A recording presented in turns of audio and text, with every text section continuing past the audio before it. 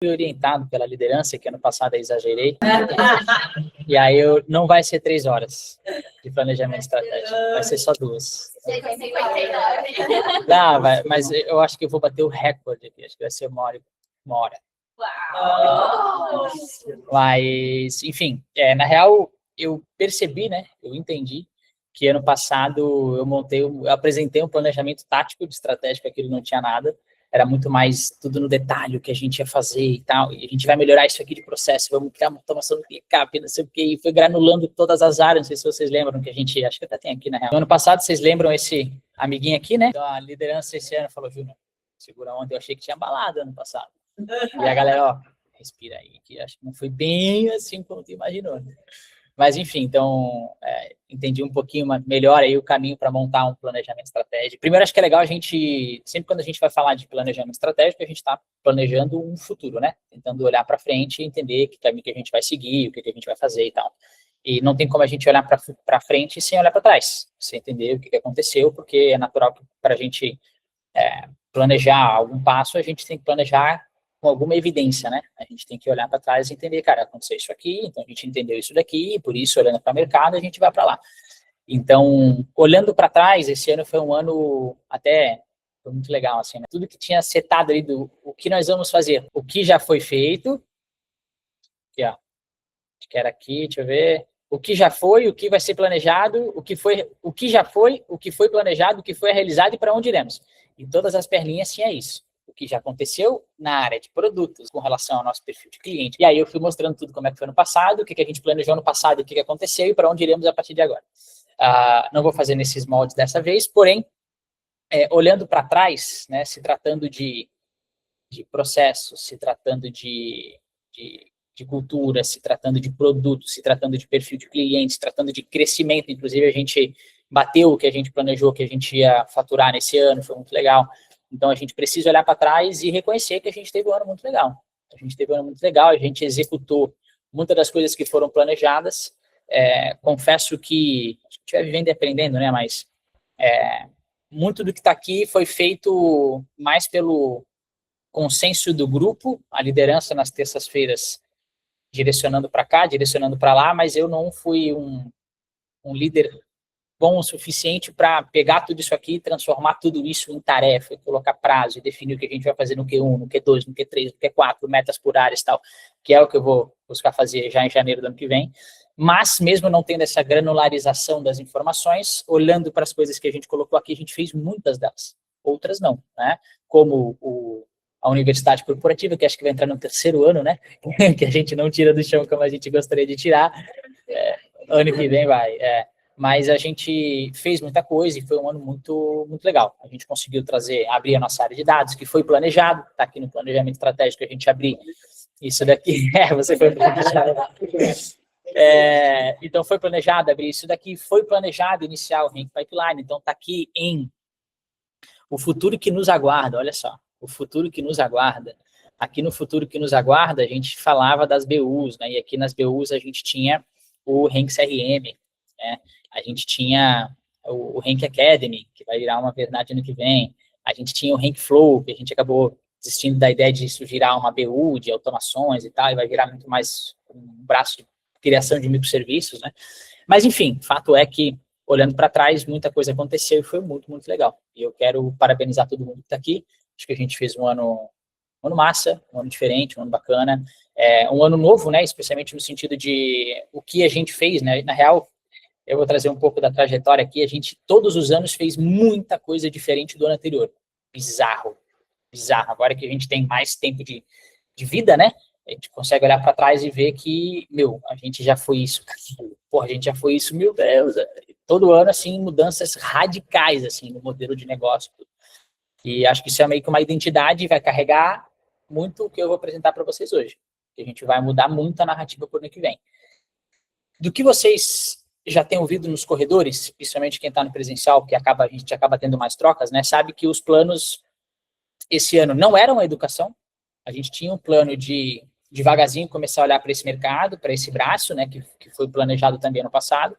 Mas educação, quando eu montei o planejamento estratégico, que foi em dezembro do ano passado, a gente não tinha essa visão tão clara e a gente efetivamente falou, cara, vamos entrar com esse negócio de educação em janeiro, porque no final, bem na virada ali, não sei se já era dezembro ou janeiro, eu fiz um story despretensioso real, não sei se alguém viu no meu Instagram essa semana que eu postei, que eu falei, tô pensando em mostrar meu planejamento estratégico, deu 230 pessoas no grupo, falei, what the fuck, tem oportunidade aqui, tem dinheiro em cima da mesa, a gente apresentou o planejamento estratégico naquele período, e foi super legal, naquela época, eu usei o Meet, né, e deu 150 pessoas, lotou o Meet, tive que abrir 2 Meet, ficar com 2 Meet simultâneos, meu PC não era esse aqui, ainda travando e tal, foi uma zoeira fodida.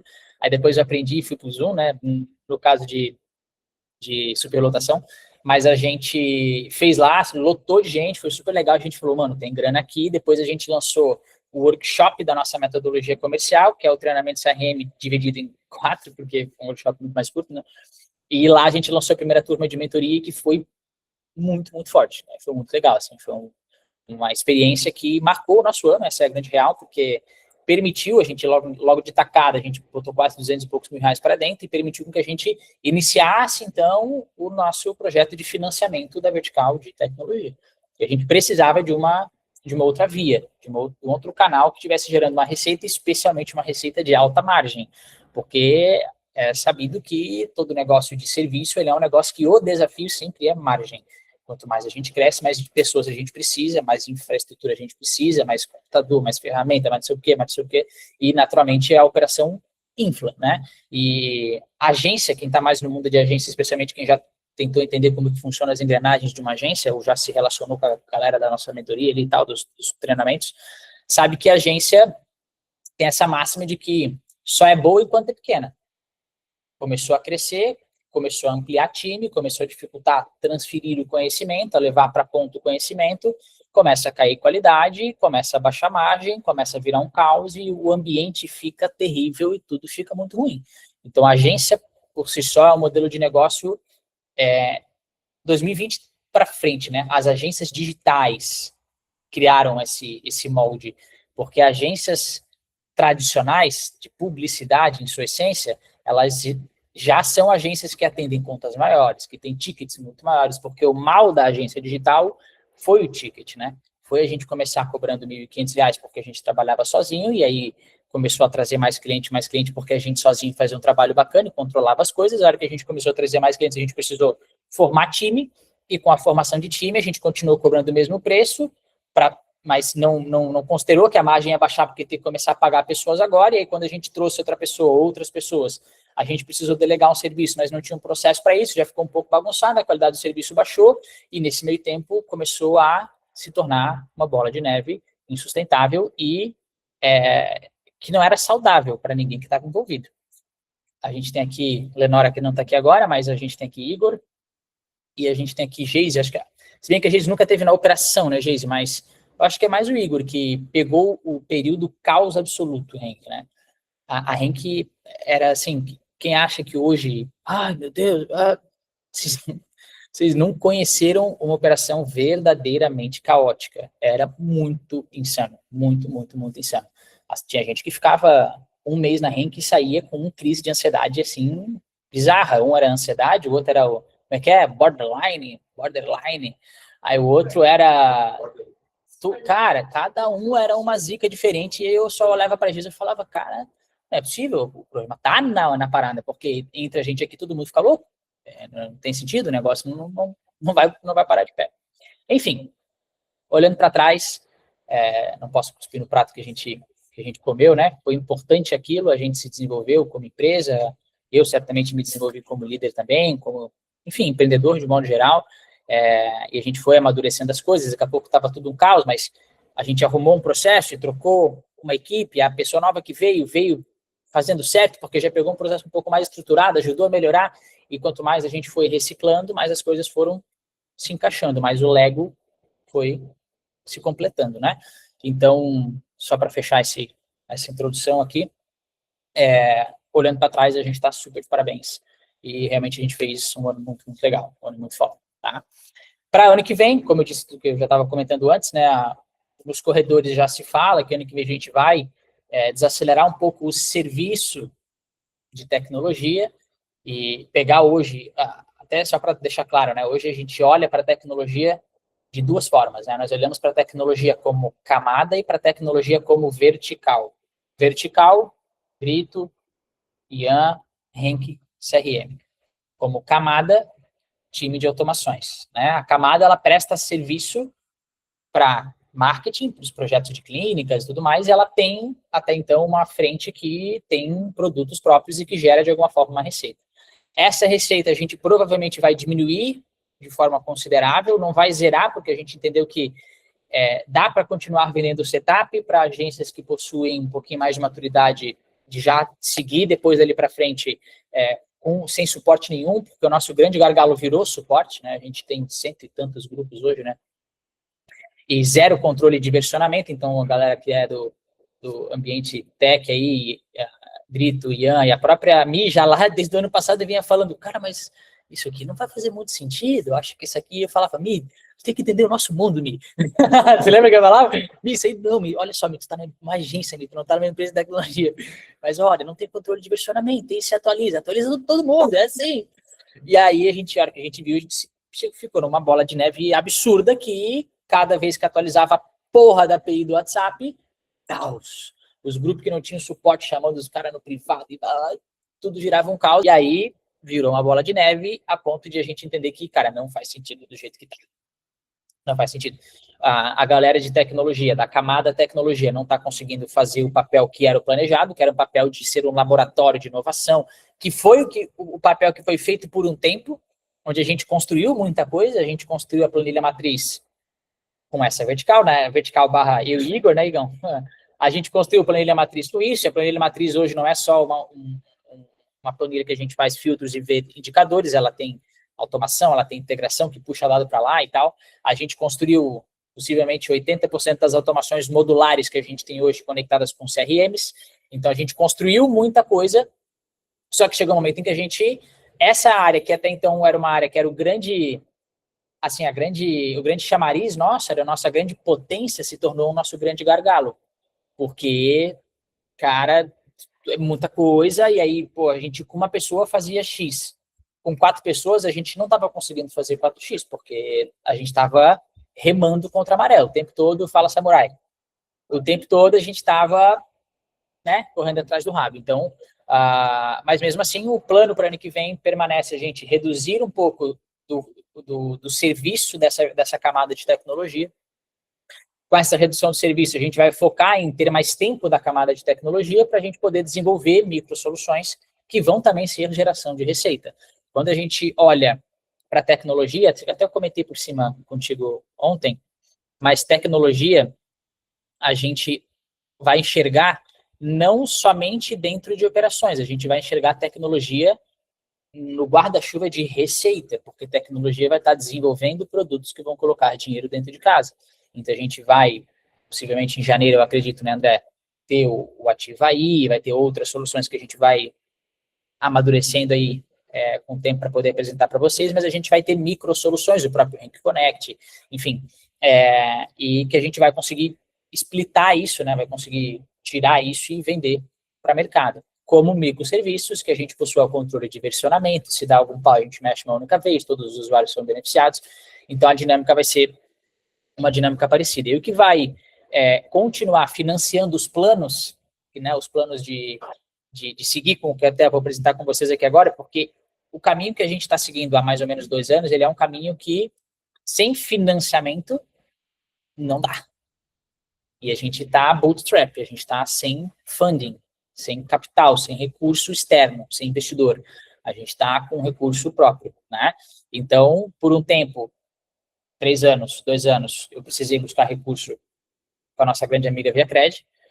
Depois, eu precisei buscar recurso com o nosso mercado de educação, que foi o mercado que possibilitou a gente poder, vamos seguir agora com a gente mesmo, a gente encontrou um caminho aqui para poder seguir com o plano até que esse plano se torne saudável, que ele se torne sustentável, a ponto de ele, por si só, ser um negócio que funcione, que tenha margem e que a conta feche, porque eu não posso o tempo todo ficar trocando pote, né? Isso é temporário, isso faz parte de uma estratégia, de um plano, mas isso não é o ideal, né? É claro que a todo momento a gente vai estar abrindo frentes, né? Então é natural que uma frente ela vai iniciar crua, e eu vou precisar tirar de um pote e colocar no outro. Mas o negócio é que a partir do momento que a gente tem frentes que elas são frentes insustentáveis, essa frente ela precisa ser descontinuada ou olhada com outros olhos para a gente poder entender o que está acontecendo. Beleza. Todos comigo? Galera dos remotos aí, vocês estão falando alguma coisa? Acho que não, né? Eu estou com o microfone aqui. Vocês estão aí? Estão aí, né? Beleza. Eu não tenho como habilitar aquela funçãozinha de diminuir vocês aqui? Como é que é mesmo? Aqui. Beleza.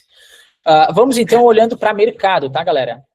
Olhando para mercado, o que a gente tem de... Bruno, a gente não está vendo, não. Tem que compartilhar a tela com a gente aqui.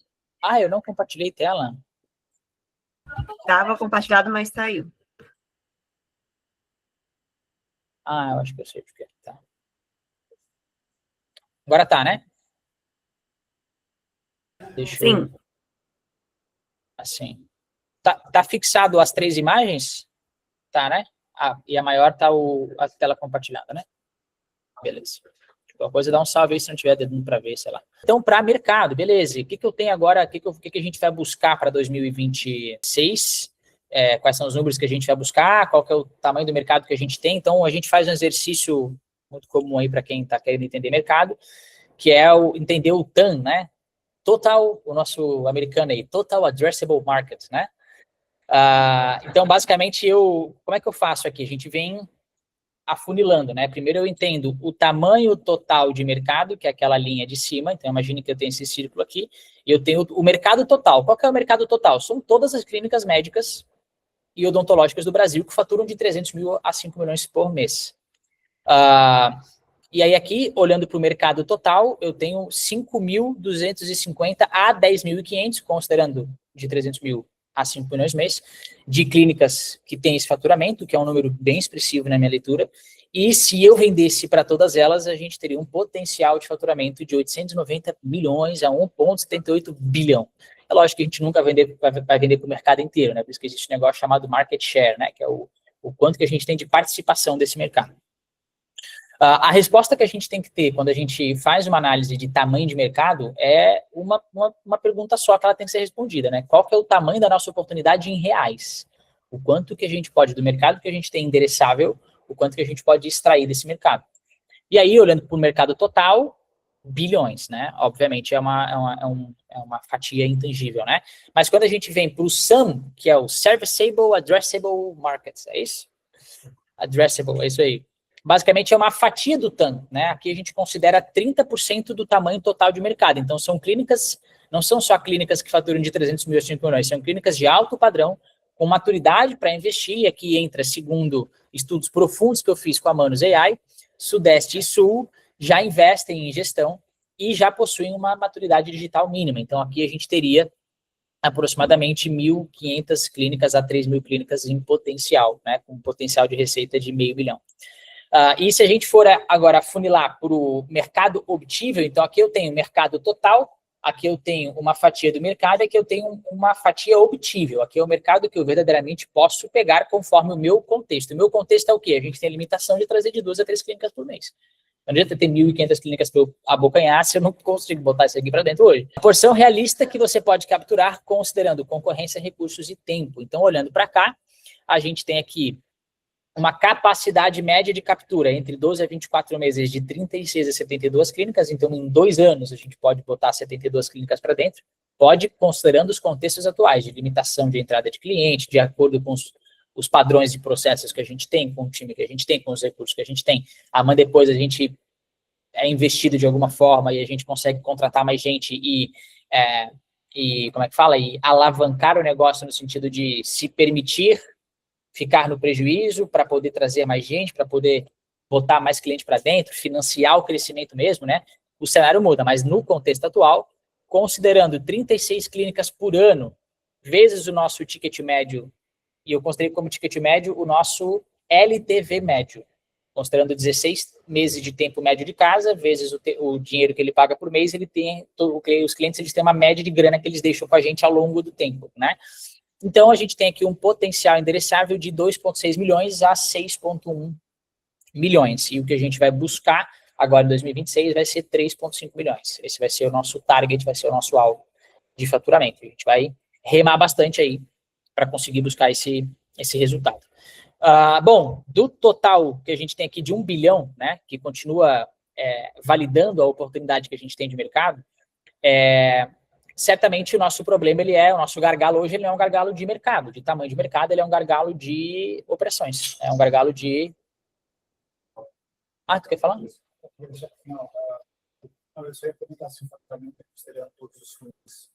Todas as verticais. Todos os produtos aqui. Aqui a gente faz um olhar mais para clínicas, mas o que a gente vai buscar, possivelmente, eu vou fracionar isso ainda, né? Mas o que a gente vai buscar para clínicas vai ser algo em torno de 2 milhões a 2 milhões e 300, e o restante vai ser com outras frentes.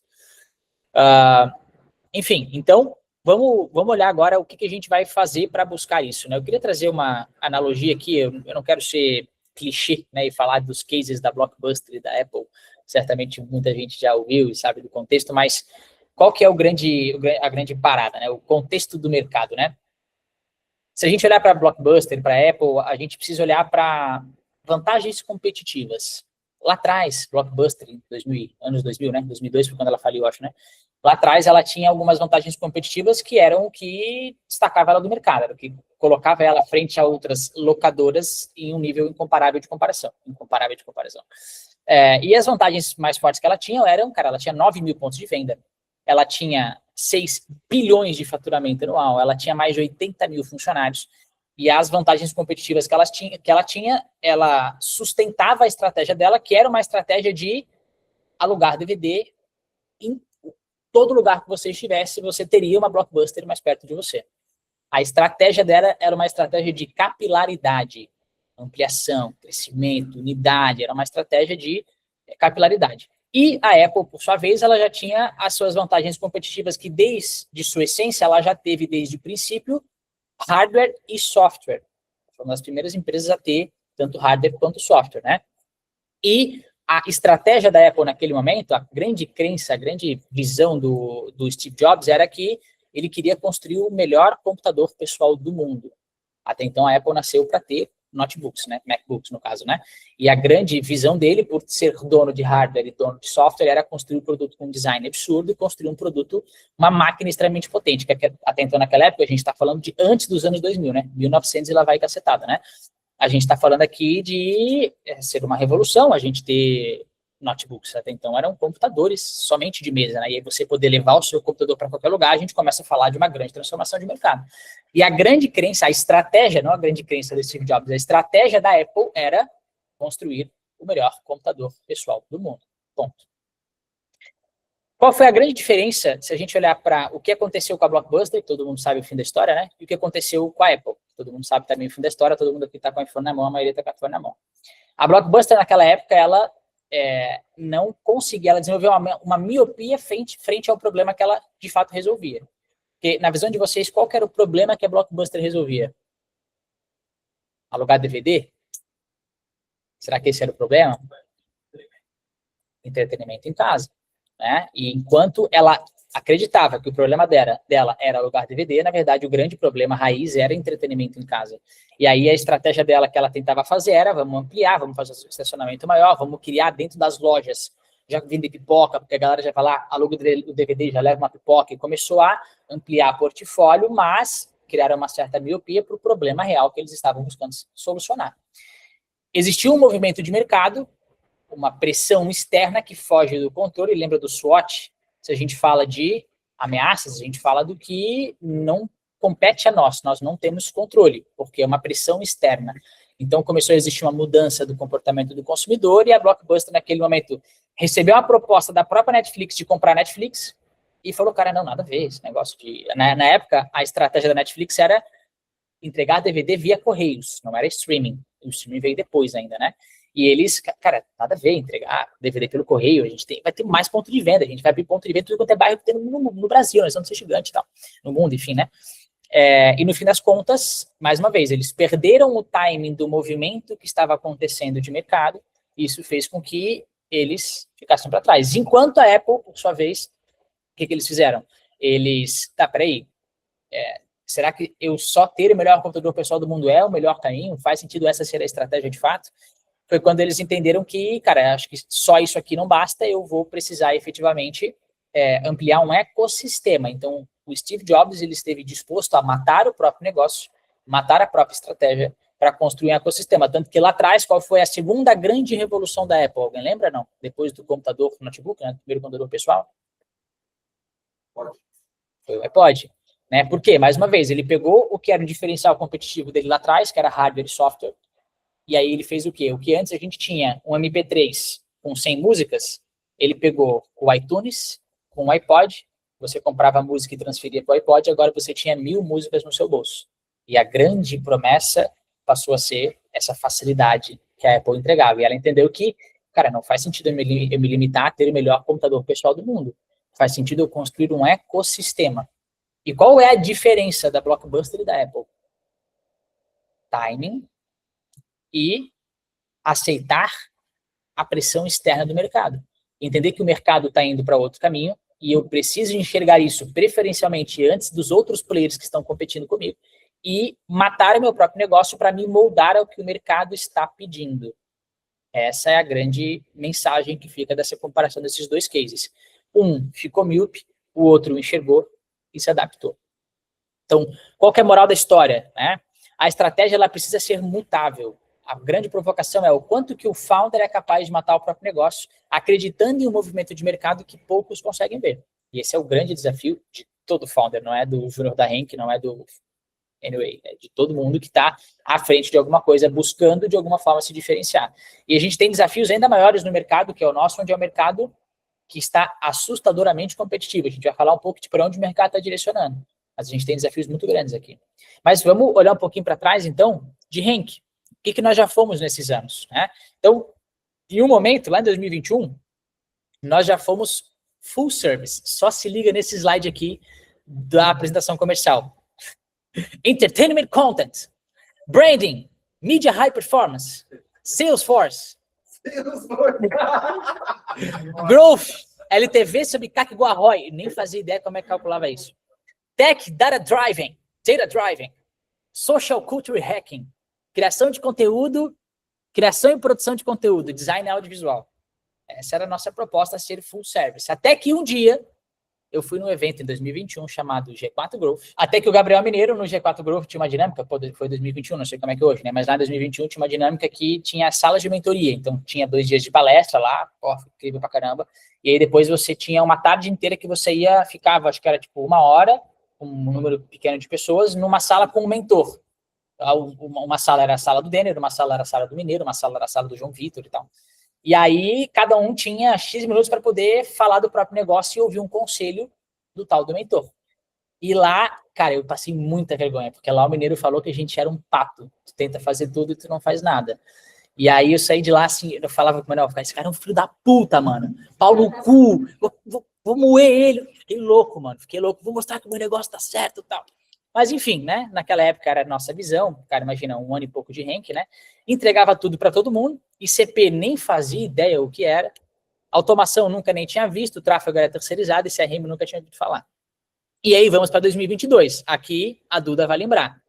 Método Lab, aqui a gente começou a modelar, na verdade era uma metodologia terceirizada, da Adventures, que era o programa Partners, que a gente fez parte durante muitos anos e ajudou a gente a começar a olhar para o nosso negócio como um negócio, que atendeu era uma parada extremamente amadora e muito no feeling, né, da parada ali. A gente começou como vendendo tudo para todo, vendia site, vendia pacote de post e tal, daqui a pouco a gente, opa, não, isso aqui não faz sentido, muda aqui, melhora produto, muda preço, tal, contrata melhor, enfim.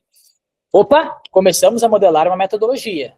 Deu uma melhorada na narrativa, que a gente já tinha um método, já tinha uma história melhor para ser contada, só que a gente atendia do e-commerce à indústria, o racional era bom, mas a entrega era péssima e era um caos tremendo, né? Então a gente tinha uma narrativa, mas não tinha nada de entrega. Então era incoerente, né?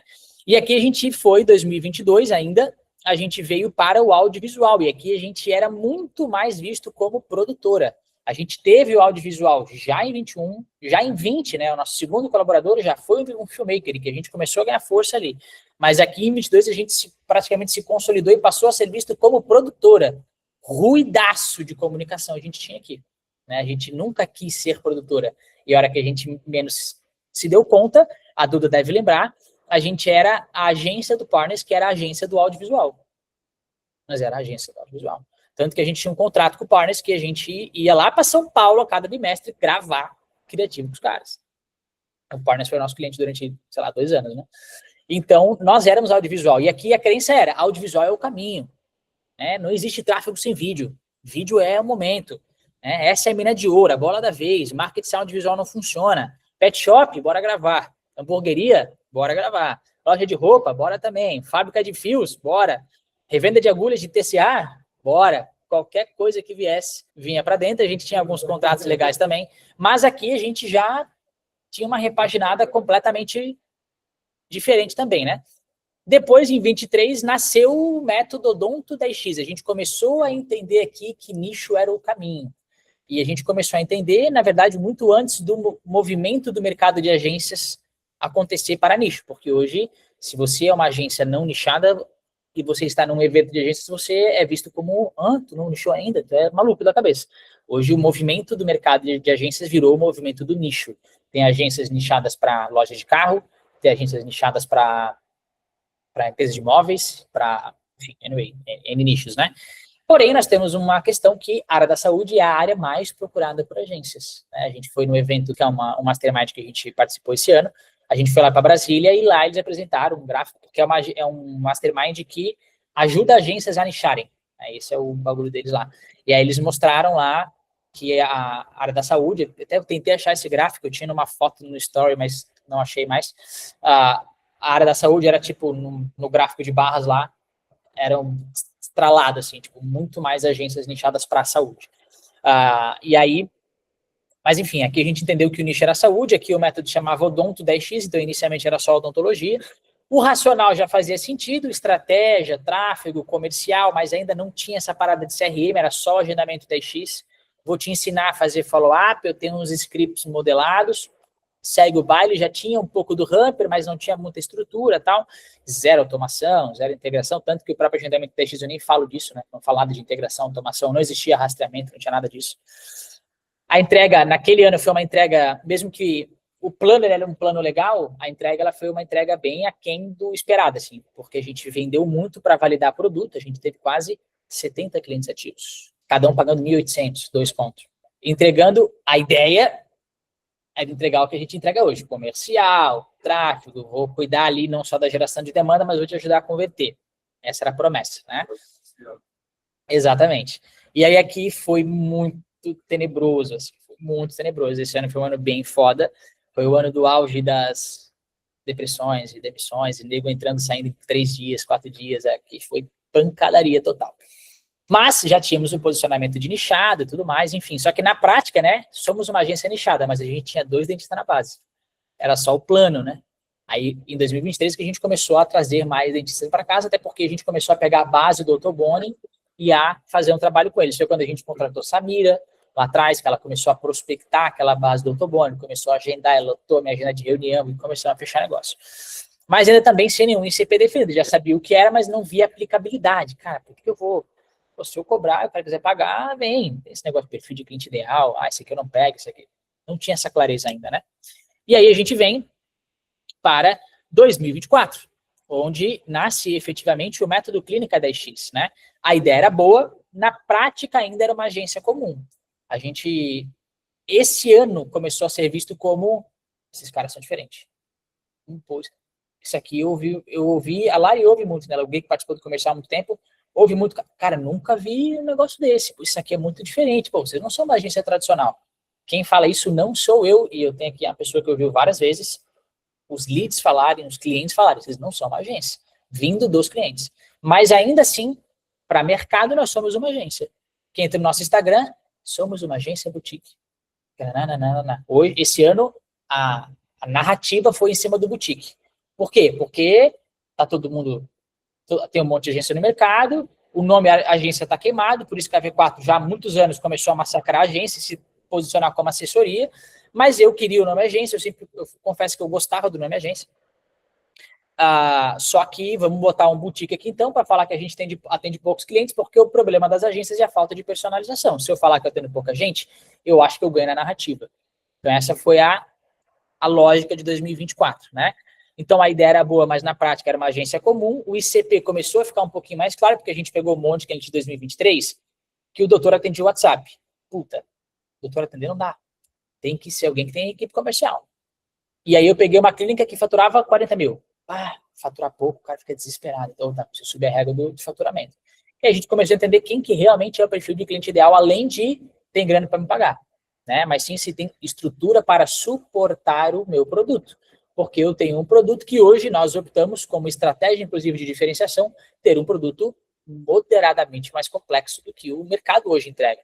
E isso a gente ouve muito dos nossos mentorados. Cara, o que vocês podem até ensinar o que vocês ensinam, mas aplicar é outra história.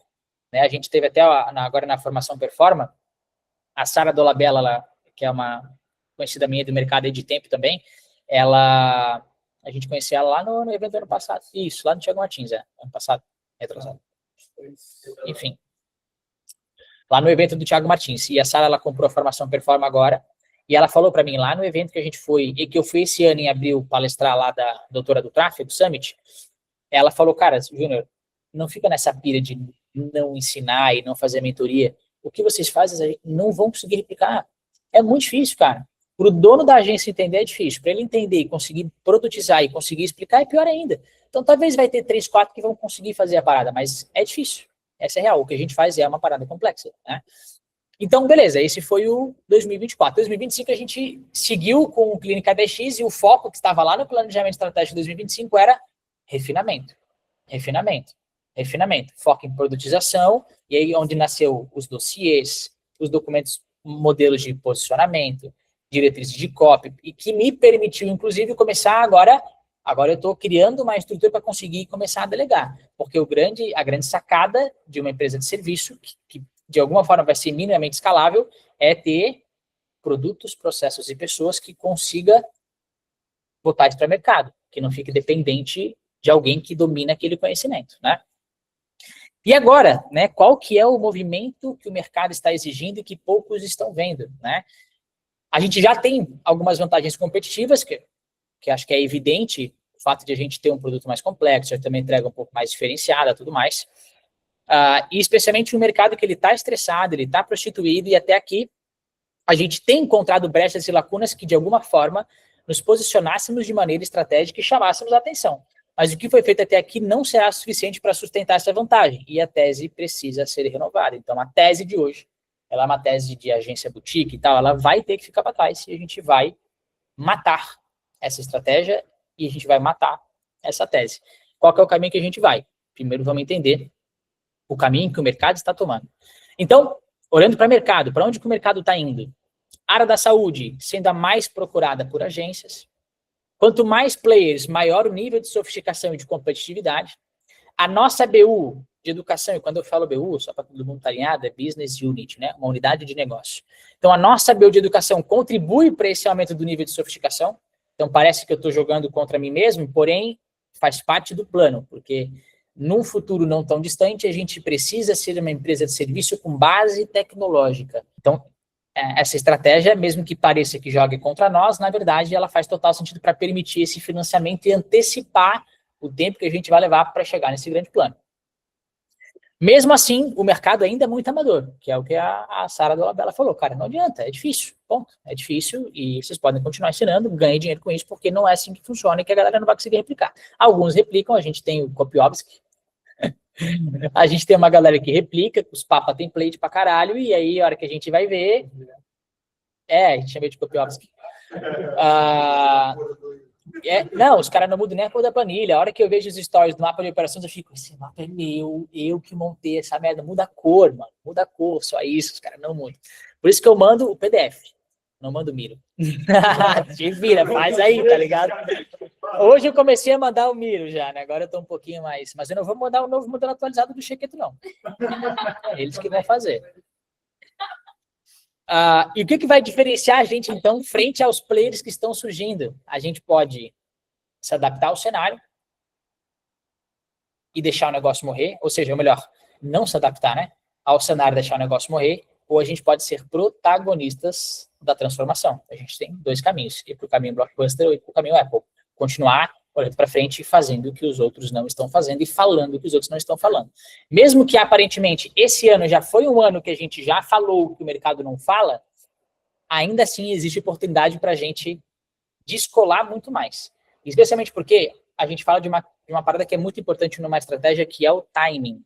Então, se o que a gente está fazendo hoje, na teoria, e eu enxergo que isso é uma verdade, da larga maioria do mercado, a gente já está, para quem está hoje no perfil, enfim, dos nossos mentorados ali, a maioria, para chegar onde a gente está fazendo o que a gente faz, já vão levar uns 2, 3 aninhos.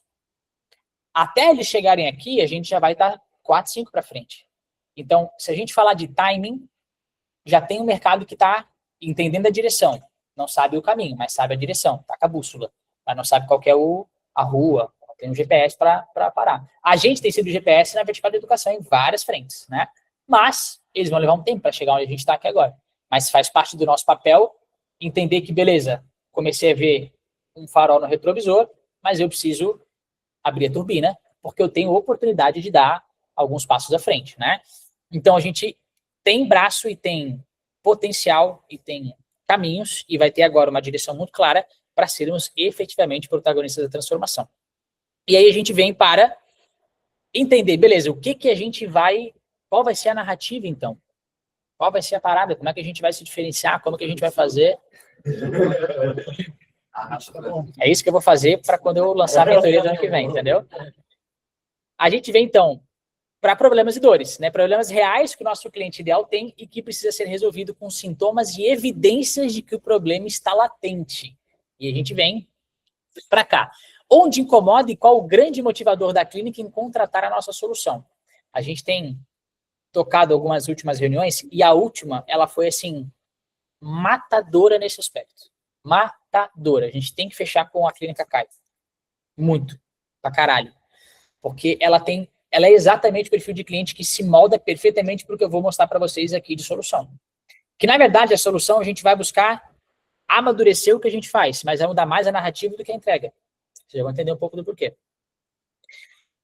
Então, onde que incomoda? A arquitetura de receita fragmentada é um problema sistêmico que afeta clínicas de alto padrão que buscam escalar seus resultados. Mesmo com investimentos significativos em marketing e vendas, a falta de uma visão integrada impede que essas organizações maximizem seu potencial de crescimento. Ou seja, o problema latente de hoje, que a gente ouve muito em reuniões comerciais, especialmente a última, o que eu vou mostrar aqui para ti agora foi falado na última reunião. Eu não sei de onde vem meu faturamento de quase R$1 milhão. Não sei qual é o canal que maior gera receita. Eu não sei onde é que está o gargalo. Tem um mês que dá ruim na unidade de Tiradentes e a gente não sabe o que aconteceu, que aquele mês foi ruim. E no mês que foi bom, a gente também não sabe o que foi bom. Beleza? O marketing só gera lead ruim. O meu comercial segue processo, mas não tem clareza. Tem o como implementado, mas está meio bagunçado, não tem automação, papapá. Uso 4 sistemas ao mesmo tempo, mas é confuso. Chequeto, Dr. Thiago Chequeto. Multi-atendimento para gerir atendimento. Amigo Clinic para fazer o prontuário e agenda. Google Calendar. E Process para gerir processo. E planilhas para lançar informações. Eu apresentei hoje, cara, seria incrível vocês assistirem. São 3 horas. Mas, para quem for curioso intelectualmente, faria sentido vocês assistirem e entenderem porque o que a gente apresentou hoje para eles é literalmente, para o Chequeto, essa solução aqui, que é uma solução que unifica todas as pontas. Porque o grande problema do mercado hoje é ter, quando a gente fala de arquitetura de receita, eu falo de uma jornada de ponta a ponta do paciente, no caso do lead, no nosso contexto do paciente. Então, eu tenho o marketing que vai gerar essa demanda, que eu tenho inúmeras complexidades. Eu tenho vários múltiplos canais, eu tenho Google, eu tenho Meta, eu tenho Instagram, eu tenho Facebook, eu tenho WhatsApp, eu tenho inúmeras formas de conversão, formulário, lead ads, campanha de mensagem, tudo isso aqui são complexidades tecnológicas para a gente poder estar sempre rastreando aqui a parada e plugando essa demanda que o marketing está gerando com o comercial, né? Então, a gente tem aqui o primeiro handover, né? Que aqui é onde já se perde muita coisa e onde muita gente está começando a entender esse jogo, inclusive, também somos protagonistas desse aumento do nível de sofisticação com o setup de rastreamento. Porque a gente passa a ajudar as agências a rastrear as origens e a plugar com o comercial. A gente tem a primeira primeiro problema é resolvido aqui. Só que está resolvido em partes, porque eu preciso olhar para o paciente de ponta a ponta. Eu preciso olhar para a jornada, porque ele se interessa, ele tira as dúvidas, ele entende o produto, ele compra, ele recebe e ele indica, ou ele recompra, ou ele... A jornada ela é uma jornada que ela passa por vários setores. A gente fala aqui de marketing, a gente fala de vendas, a gente fala de operações, a gente fala de pós-vendas. Marketing eu falo de vários canais de aquisições, vendas eu falo possivelmente de vários vendedores, eu falo... E aqui eu tenho ferramentas. Comercial eu tenho ferramenta, CRM. Operações eu tenho ferramenta, prontuário, agenda, tal. Pós-vendas eu tenho... Aqui é onde menos tem maturidade, né? Aqui é onde menos tem ferramenta atuando, onde menos tem gente dedicada. Poucas clínicas têm... Muitas clínicas médicas chamam de comercial 3, que é o comercial que só olha para a base, só vende para a base. Mas ainda assim, clínicas extremamente maduras, como a clínica que eu visitei lá em Maringá, meu Deus do céu, a Rita Capelato, é na unha, gurizada.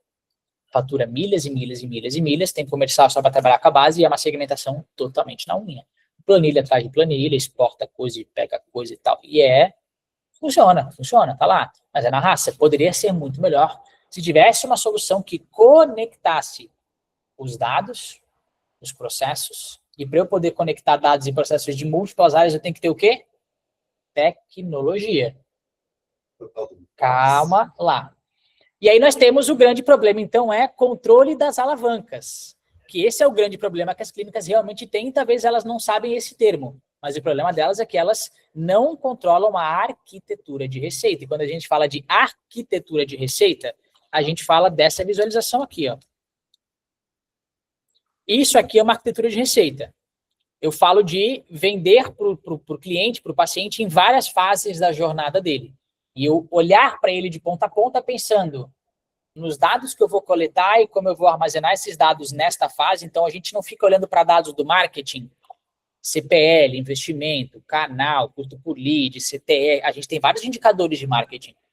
Comercial, a gente tem uma série de indicadores do comercial. Aqui eu tenho ferramentas que geram esses dados, aqui eu tenho outras ferramentas que geram esses dados. E aí, quando eu falo de base, eu falo de outros dados de base, eu falo de outras ferramentas da base. Então, a gente tem um problema seríssimo aqui de conectar essas pontas, para poder ter uma arquitetura de receita não fragmentada, porque hoje é fragmentada, né? Beleza, então esse é o grande problema central. E quais são os sintomas de percepção desse problema? O que eu sinalizei ali antes para vocês, né? Que é o que a gente ouve em reuniões com frequência. Então, aqui é só um negocinho que eu coloquei aqui para meio que justificar aqui esses sintomas, né? Mas é uma coisa. E aqui a gente vê, então, esses sintomas, eles geram o quê? Um desalinhamento entre as áreas. Porque eu tenho marketing, operações e pós-vendas, que são os departamentos com processos próprios, ferramentas próprias e dados próprios. Marketing o seu, operações o seu, pós-vendas o seu, os seus, né? E aqui, esse é o problema em comum entre todos esses departamentos. E que a causa técnica é a fragmentação dos dados. O que faz com que gere uma ineficiência como negócio gigantesca, porque hoje a experiência do paciente, e quando a gente fala de experiência, eu não falo somente do que o André Lance é expert em fazer, por exemplo, que é a experiência presencial, de fazer um encantamento, isso, os caras são absurdo. Mas quando a gente fala de experiência do paciente, eu também falo, por exemplo, de quando eu, como paciente, entro em contato com uma clínica, eu vou falar as minhas queixas no WhatsApp para aquela clínica antes de agendar uma consulta. Eu vou querer tirar minhas dúvidas, vou falar o que me incomoda, vou isso, aquilo. Quando eu chego na clínica, eu imagino que quem vai me atender já sabe o que eu falei no WhatsApp, porque eu já falei um monte de coisa, né? E aí, o que acontece hoje é que, na verdade, o médico chega, o dentista chega e ele não te conhece, ele não sabe ideia o que você tem, o que você faz e qual é o teu problema e qual é a tua queixa. Porque já temos uma quebra aqui gigantesca, especialmente porque o marketing gerou uma demanda, o marketing está falando uma narrativa, o comercial está falando outra, o avaliador ou o médico está falando outra. E aqui são ferramentas diferentes. O médico nunca entra no CRM, por exemplo. Ele só vai ficar dentro do Amigo App, do Clinicorp, ele vai ficar dentro do sistema, daquele sistema, não dentro do CRM. Então, tu vai chegar lá, o que tu vai ter que fazer? Falar tudo de novo, infelizmente. E aí, quando você sai, você recebe uma proposta, mas você não fechou na hora, você está em dúvida. E aí vai ter um comercial que vai falar contigo depois. Só que esse comercial é uma quarta pessoa. E ela não sabe o que tu viu no marketing, no anúncio. Ela não sabe o que tu falou para a pré-vendedora. ela não sabe como é que foi a tua consulta e ela vai chegar só no follow completamente descontextualizada. Mais um handover desestruturado.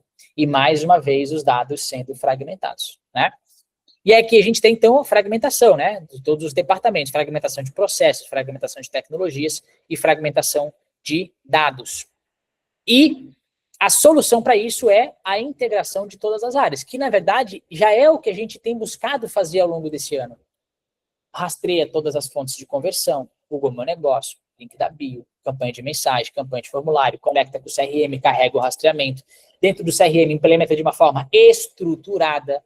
A estrutura, a arquitetura do CRM garante qualidade de dados, que permite com que os dados possam existir, que permite com que a gente possa olhar e ter decisões um pouquinho mais precisas. Parece simples, gestor de tráfego tem que otimizar por avanço de funil. Faz isso acontecer, então. Faz isso acontecer. Não é tão simples assim, né? Então, para eu ter dados nessas duas frentes aqui, eu tenho que ter tecnologias que conectem essas pontas, né? E aqui, então, a solução é a Henk integrando todas as áreas, né? Com uma metodologia de arquitetura de receita, com uma stack integrada e com processos padronizados, porque não adianta eu ter um CRM, uma arquitetura maravilhosa, mas que a secretária não movimenta, que as coisas não acontecem, que os campos não são preenchidos. Aí é onde a falta de dado, a ferramenta precisa colaborar para isso.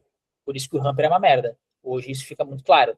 Porque não tem obrigatoriedade de preenchimento, você não consegue aplicar regras de negócio lá dentro. Por isso que eu, de verdade, oriento vocês, assistam o treinamento que eu dei de como hoje para a equipe do Chequeto. Cara, o que a gente fez ali é um nível assustador. É bizarro. É bizarro. A quantidade de regras de negócio que a gente aplicou na jornada e que não vai ficar complexo para acontecer as paradas.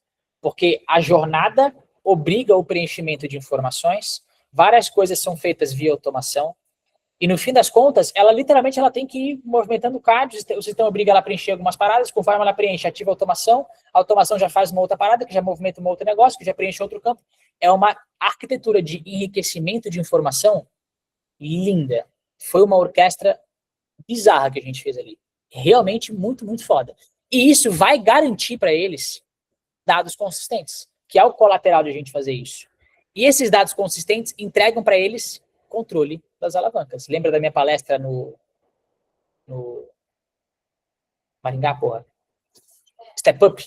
No Step Up, qual era o tema da palestra? Inteligência preditiva, né? Ou seja, o racional já existia. O que a gente faz hoje já tem esse plano, só que a gente está comunicando isso errado. Mas o que a gente entrega de fato é a inteligência preditiva, né? Aí que só deixei um documento que eu tenho um mapa de persona da Henk e tal. E se a gente for resumir, então, diagnóstico, né? Então, de baixo para cima, os dados fragmentados geram um desalinhamento entre as áreas que causa falta de controle. A solução, de cima para baixo, a Henk integra, gera dados consistentes que causam um controle efetivo das alavancas de crescimento do negócio. Estamos alinhados até aqui? E aí, a gente vem para o que efetivamente, então, nós somos e qual que é a solução que a gente efetivamente entrega. É o próximo slide, não é esse. A gente vem para o SWOT. Então, beleza, para eu entender como que eu vou me colocar no mercado, eu tenho que entender o que eu tenho de pontos positivos, de forças, fraquezas, e o que o mercado tem de ameaças e oportunidades. E o grande desafio de fazer uma SWOT, que muita gente acha, bobice fazer SWOT, tá? Faz SWOT. Cara, isso aqui é muito forte, porque é isso aqui que nos ajuda a prever cenários. E, especialmente, o grande exercício de fazer uma análise SWOT é entender. Não é só ver que, eu tenho essa fraqueza. Eu tenho essa ameaça. É entender como que você faz a sua fraqueza se tornar a sua força. Por exemplo, qual que é uma ameaça de mercado? O aumento da competição no setor da saúde. E a gente ajudando a aumentar essa competição no setor da saúde. Mas como é que eu faço isso virar uma ameaça? Eu estou fazendo dinheiro para financiar os meus planos. Então, o que é uma ameaça vira uma oportunidade, porque agora passa a ser uma linha de receita minha. Então, como que eu faço fraqueza virar força e ameaça virar oportunidade? E aí, quando a gente entra em forças, a gente fala de forças internas. Fraquezas, fraquezas internas. Oportunidades, oportunidades externas que o mercado apresenta. Ameaças, ameaças externas que o mercado apresenta.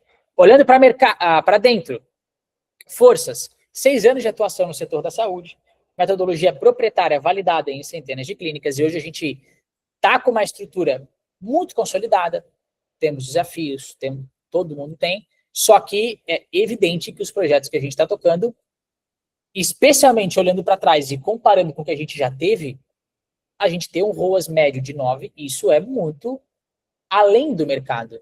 Isso é além do mercado.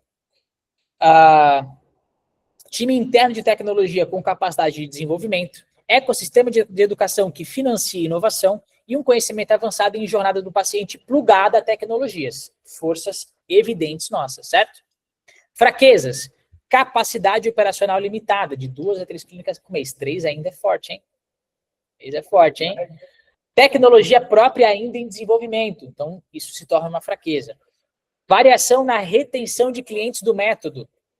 Então tem clientes do método como o Alexandre Batista, Guedes, Alessandro Guedes, que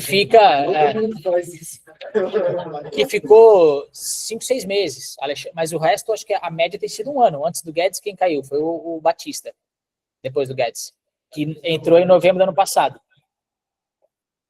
Foi o primeiro, né?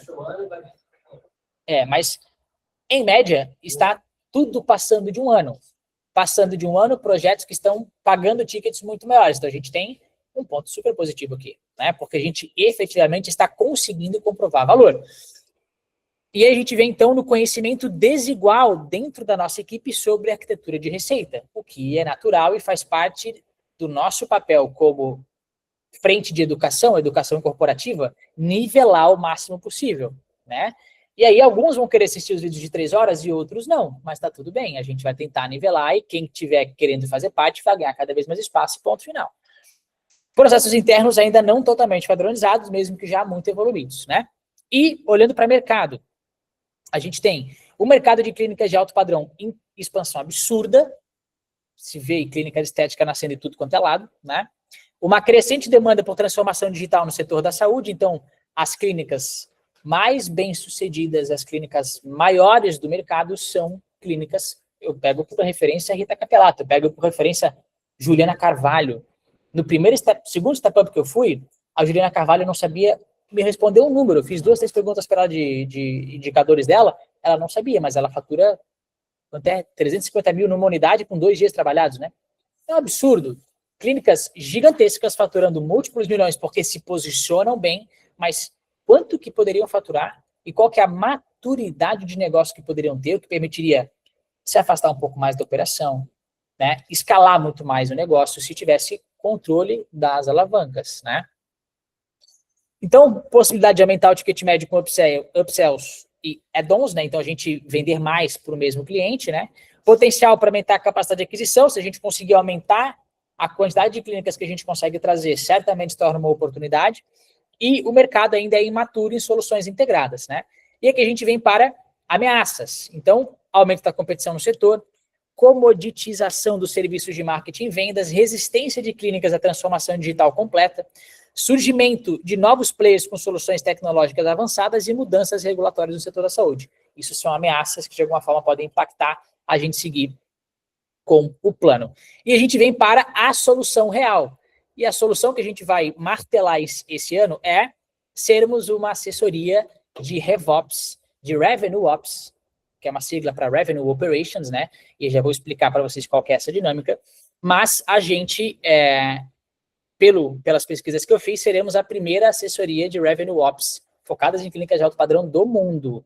Não existe ninguém com esse posicionamento hoje. Talvez existam empresas que já buscam soluções semelhantes, mas seremos a primeira empresa se posicionando oficialmente como uma solução de Revenue Ops para clínicas de alto padrão. E Revenue Ops nada mais é do que pegar toda a jornada e trazer experiência para o cliente, né? CX seria Customer Experience. E como é que a gente traz experiência para essa jornada? Vocês assistindo o treinamento que eu dei hoje, mas vocês vão entender por quê.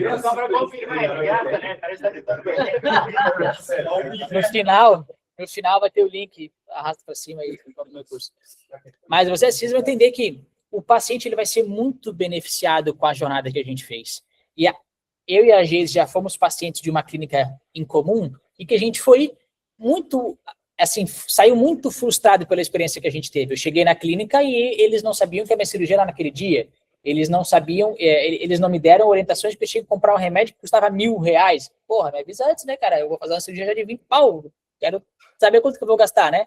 Tá aqui o teu remédio, cheguei na farmácia, 800 conto. Porra, mano, me avisa antes essa porra, tá ligado? Ah, tu trouxe a cinta? Que cinta? Não avisaram, né? Então, não existe uma parada onde o paciente ele é verdadeiramente cuidado. E para que isso aconteça, o Chequeto fazia o quê? 5 pessoas na clínica para conseguir dar conta, porque eles têm uma premissa muito forte de experiência do paciente, eles já fazem uma parada muito legal, mas tudo na unha. Copia, cola, mas fazem a parada.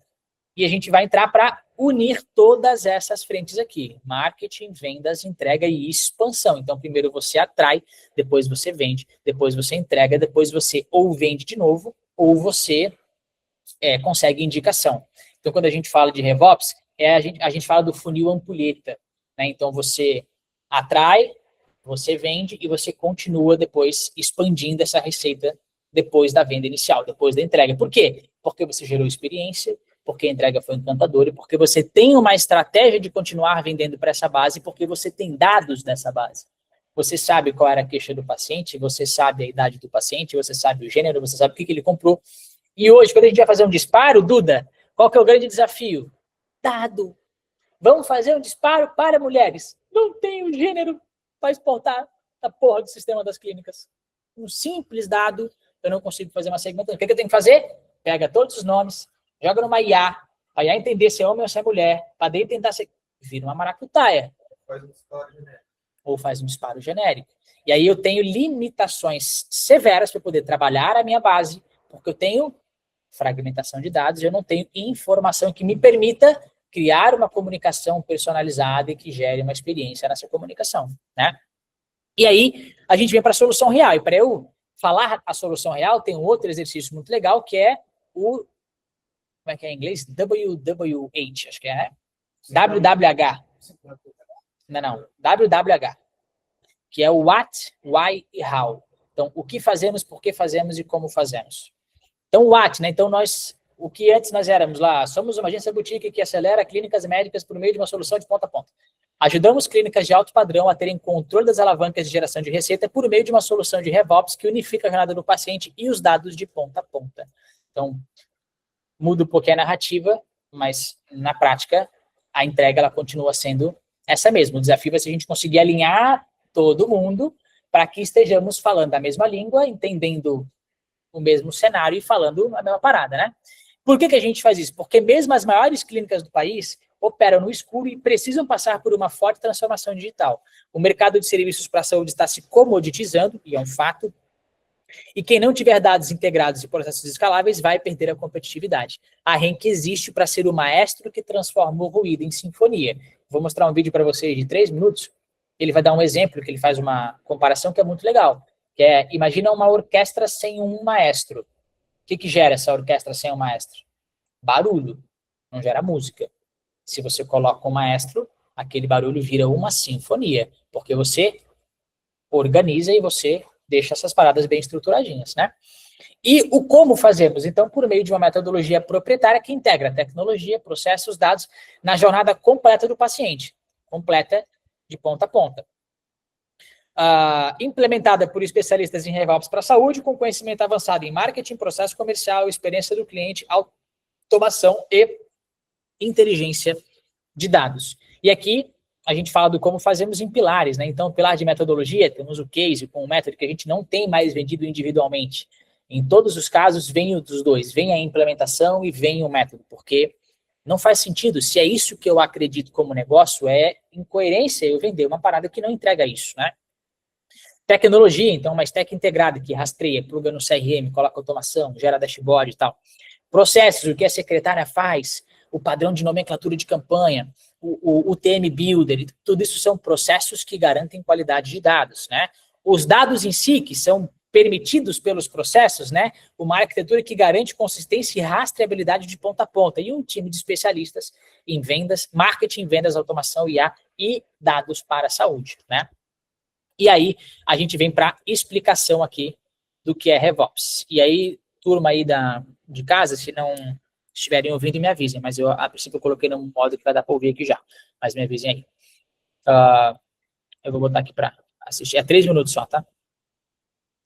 Eu gosto de explicar o que é RevOps da seguinte forma. Imagina o seguinte problema, que é a coisa Olha mais... a leveza desse cara para falar sobre um assunto tão complexo que eu tô há uma hora tentando falar. Ele falou em 3 minutos. Claro, eu quis construir uma narrativa aqui e tal, né?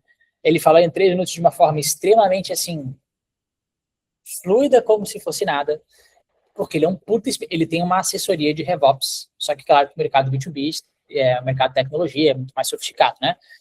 Mas o cara é um gênio. Acompanhem, sigam esse cara, inclusive eu convido vocês a assistirem esse podcast, que é Revenue Operations do Roy Hunters. 1h30 de aulas e aulas e aulas e aulas, e eu ouvi esse podcast essa semana umas 40 vezes para digerir tudo e conseguir trazer para vocês com precisão aqui. Mas aqui é um trecho de 3 minutos que ele explica de forma bem objetiva essa parada. Fernando Vitti é o nome dele, com 2 T. Como uma empresa. Você tem ali aquela famosa reunião semanal de liderança. O time de marketing chega com um número e fala: bateu um recorde de geração de leads. Nunca antes na história desse país, como já diz um célebre presidente, a gente teve tanto lead. Aí o cara de vendas ele vai olhar e falar: cara, não estamos batendo meta, os leads são ruins e na realidade eu recebi menos leads do que vocês estão falando. Isso aqui poderia parecer uma historinha, mas ela é uma reunião que 90% das empresas provavelmente têm toda semana. Situação. E isso faz com que as empresas passem a competir, os departamentos da empresa passem a competir entre si e se ver como concorrentes em vez de competir contra o mercado. Você vai olhar e falar: poxa, eu quero entender onde que está aqui, qual variável é o problema que está fazendo eu não crescer como planejado. É uma pergunta simples. Onde está o problema? Isso vai pegar. Você vai ter que ir em N sistemas, cruzar a planilha, vai demorar horas para ter essa resposta simples. Essa é a realidade dos negócios. Isso acontece porque processos, tecnologias e, consequentemente, os dados, eles estão em silos, estão apartados. Isso faz com que, obviamente, a empresa fique lenta. O RevOps nada mais, nada menos que falar: poxa, vamos pegar aqui a frente de go-to-market, marketing, vendas, pós-venda e o financeiro, e vamos, em vez de cada um operar de um jeito, o marketing vai escolher o seu processo, vai escolher a sua tecnologia, vendas vai fazer a mesma coisa. Assim, gente, ao invés de a gente fazer dessa forma, vamos criar uma área aqui que vai cuidar dos processos para garantir que eles se integram, vai cuidar das tecnologias para garantir que esse Lego efetivamente se conecta. E o que eventualmente pode parecer a melhor tecnologia para uma área, às vezes quando você vai tentar conectar as duas é a pior escolha. Então vai garantir que elas se conectam e com isso, tecnologia e processos conectados vai gerar um dado que ele é consistente de qualidade de ponta a ponta.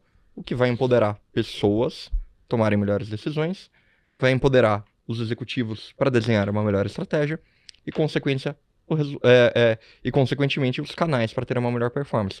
Então, o RevOps ele é igual um maestro de uma orquestra. Cara, se você botar essa galera toda para cada um tocar o seu instrumento ali sem ter alguém direcionando, não vai gerar música, vai gerar barulho, vai gerar ruído, dor de cabeça. Se você coloca o maestro, gera uma sinfonia, gera ali uma música que você olha... Incrível, né? Mas qualquer semelhança é mera coincidência. É o que a gente fala há um ano. Só que a gente talvez não tinha essa clareza, a gente talvez não tinha esse discernimento, a gente talvez não tinha essa maturidade, mas a gente já busca entregar isso. A gente fala já há tempo, no nosso pitch tem isso do método, da tua época, nós já falávamos disso. Exato. Rastreamento, conexão com comercial, passagem de bastões, integração de dados, dashboard, planilha, tal. Há tempo a gente fala sobre isso, mas não com essa narrativa.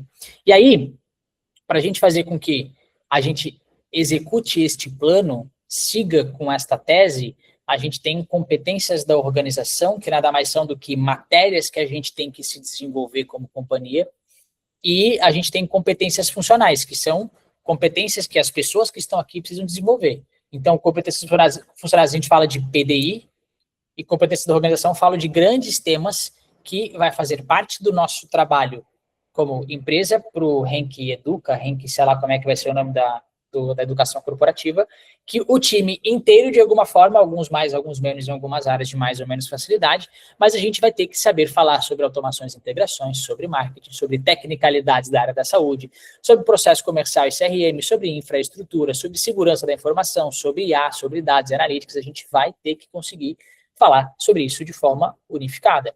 É claro que o gestor de tráfego vai saber muito mais sobre marketing do que a Vanessa, mas é claro que a Vanessa vai saber muito mais sobre CRM do que... Mas a gente tem que, de alguma forma, trazer todo mundo para um nivelamento, porque não faz sentido que esse foi um dos nossos grandes problemas até aqui. A promessa, a ideia, ela já era essa.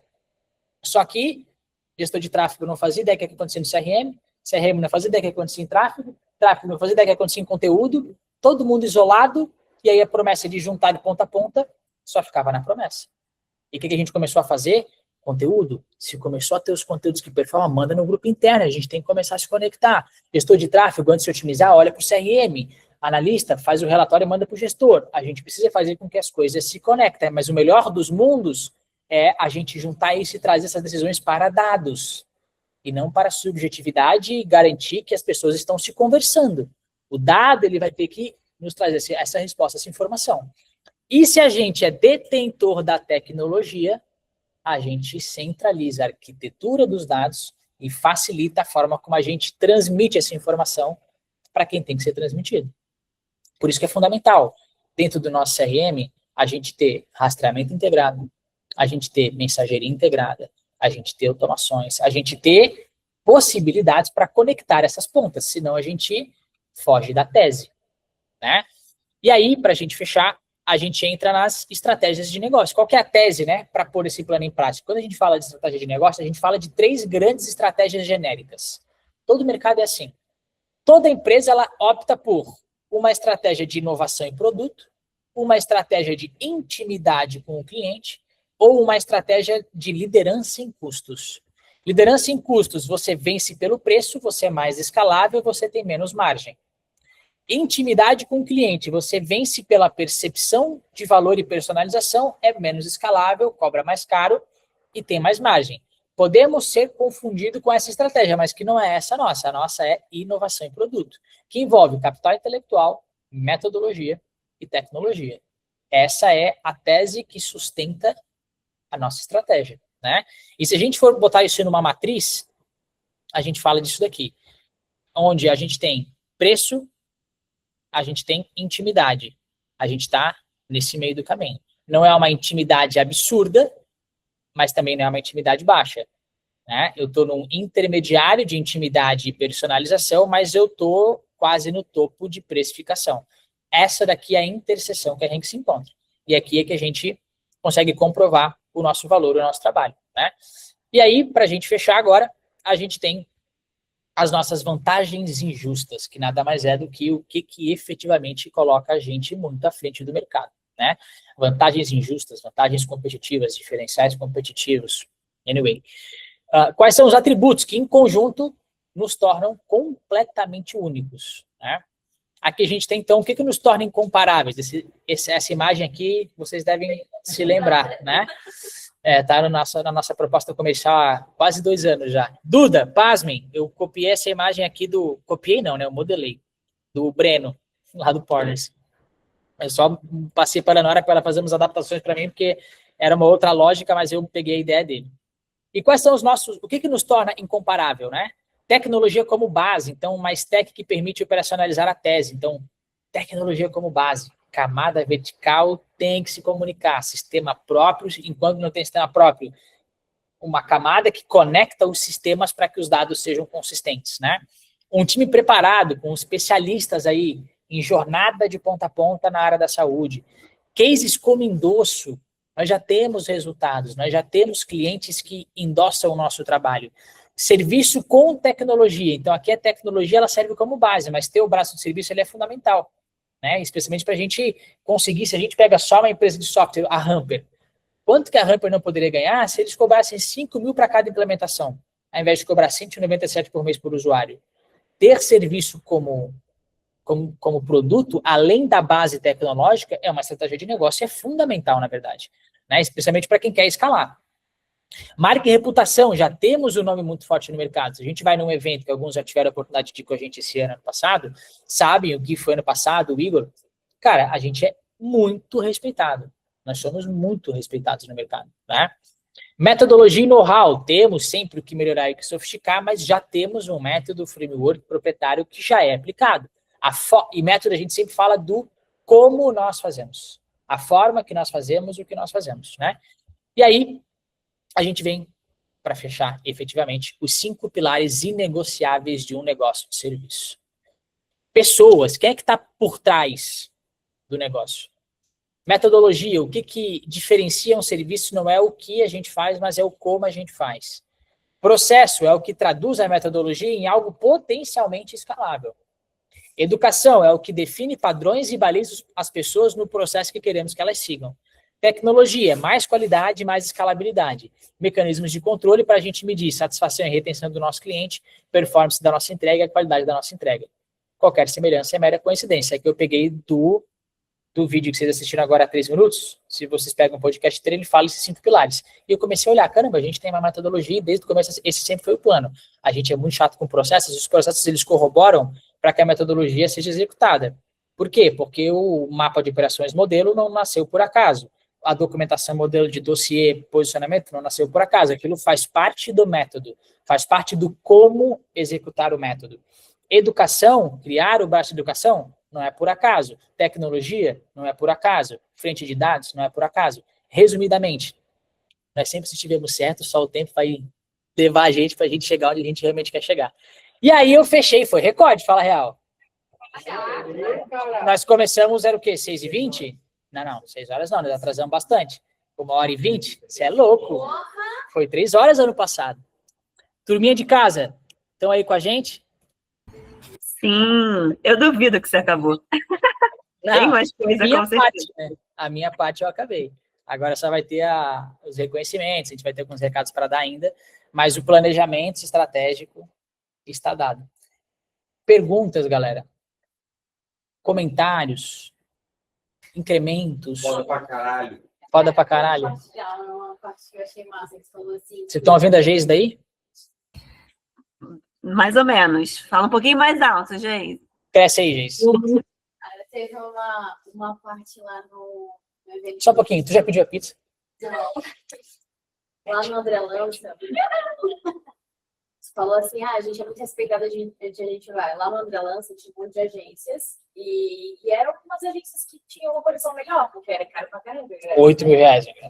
Então, tinha um pessoal ali na minha frente, eu vi que o cara ficava muito no celular. Aí depois ele veio conversar comigo e falou assim, meu amigo lá, sei lá, Ceará, não sei aonde, meu amigo me mandou um vídeo, ele falou, meu, assiste esse cara.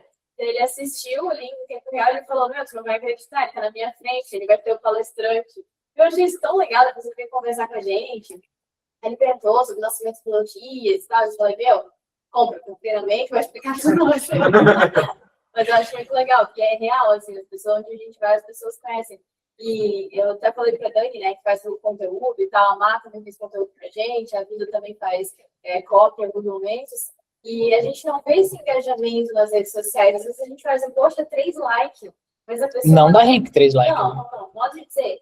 Mas assim, poderia ter mais engajamento nesse sentido, né? Só que a gente está sendo visto, acompanhado, os stories, tem gente que não perde um story nosso. A nossa métrica de sucesso dos nossos conteúdos é compartilhamento. Sempre tem 30, 40, 70, porque as agências não vão ficar ali bajulando, tá ligado?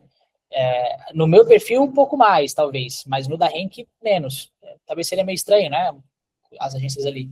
Até porque a gente é muito mais bem visto hoje pelo mercado de agências do que pelo mercado médico. E é isso uma das partes que a gente tem que mudar no que vem. Por isso, a ideia, já desde o ano passado, né? De eu preciso estar no palco de clínicas, não só no palco de agências. Esse ano, Odonto Experience, que não foi proposital, não foi planejado, mas olha que surgiu a oportunidade, falei, doutor, não te cobro nada, deixa eu estar no palco. Fui para lá, consegui, rolou conteúdo, rolou corte, que já foi para o feed, então daqui a pouco o organizador de algum outro evento pode ver aqueles cortes e pode talvez, enfim, é o start, né? É o pontapé inicial, mas o plano é a gente ser visto por essa galera também, né? Pode falar. Com relação a essa mudança na narrativa, a gente sai com a narrativa da agência como box, isso tende a colocar a gente, colocar o percepção de valor talvez diferente. A precificação vai aumentar ainda mais? Cara, a gente vai ter que sentir um pouco... O exemplo do VIT, né, da Sports, ela é de empresas que, lógico, são muito maiores no setor B2B, que são empresas que faturam milhões por mês e tal. E o ticket médio lá é, tipo, estourando 70 mil reais. Dessa empresa, desse cara aqui, do podcast.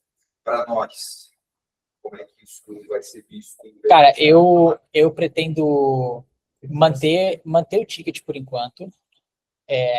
Parar de abrir exceção. Não, esse aqui, então, o Thor não vou para esse aqui, daí pega o Raí, tira aquilo lá e para fazer com 5, porque o cara não tem dinheiro. Ou tem ou não tem, entendeu? Ou a gente entrega ou a gente não entrega, sacou? Implementação, não vai mais existir projeto sem implementação. Ah, não, isso aqui a gente isenta implementação porque eu já tenho um cliente que eu já tenho essa especialidade, vou lá e... Não, tá ligado?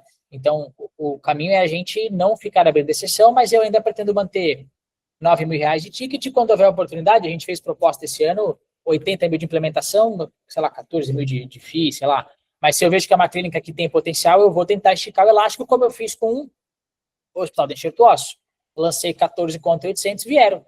Opa, beleza, se vier mais alguém que tem oportunidade, vou tentando esticar o ticket para tentar trazer. Mas é uma questão também de a gente, que vai ser um dos meus grandes focos para o ano que vem. Por isso que eu conto muito que vocês assistam os meus vídeos de 3 horas, para que vocês aprendam bastante as paradas e que eu possa não estar em operação, que eu possa não estar em... Porque eu vou focar em formar vocês, eu vou focar em produzir conteúdo, gerar demanda. O Pedro tá com uma task de criativo para mim há 6 meses que eu não faço essa porra para ele. Só vai lá no meu TM, ainda bem que a Isa não faz o meu TM, né, Isa?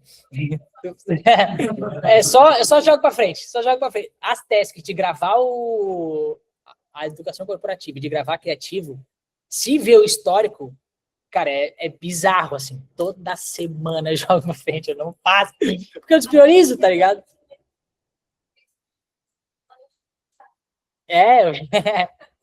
Aí eu falo pra Dani, me cobra. Ela manda mensagem, aí eu não faço, daí ela fica, será que eu continuo? E aí vai mandar? Mas é isso, né? Então a minha energia ano que vem, ela precisa estar em levar essa mensagem para o mercado, porque a gente precisa continuar atraindo clínicas de alto valor. E tem um detalhe, a gente vai chegar nisso no digital. Só que o caminho para chegar nessas clínicas não é só o digital, é também. Mas não podemos nos restringir a isso, tá ligado? Eu tenho que, ano que vem, estrategicamente, ir mais para eventos de clínicas do que para eventos de agências, e evento de agência focar no nosso, que a gente deve fazer no segundo semestre, né, Geice? Do ano que vem. E eu preciso me inserir em meios. E para eu conseguir fechar contratos grandes, você imagina que você pega uma clínica que fatura R$1,5 milhão de reais, e eu vejo que tem um puta potencial, já rolou uma primeira reunião, e que é uma reunião super forte, e eu vou fazer a segunda reunião presencial lá em São Paulo. Tô pegando avião e vou ir te apresentar, eu vou até São Paulo. A probabilidade de eu sair de lá com o contrato assinado, ela é muito maior.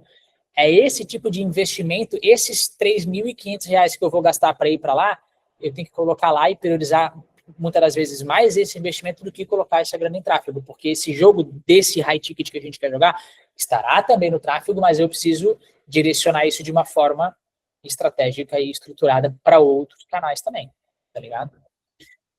Mas é isso, turma, sem mais delongas.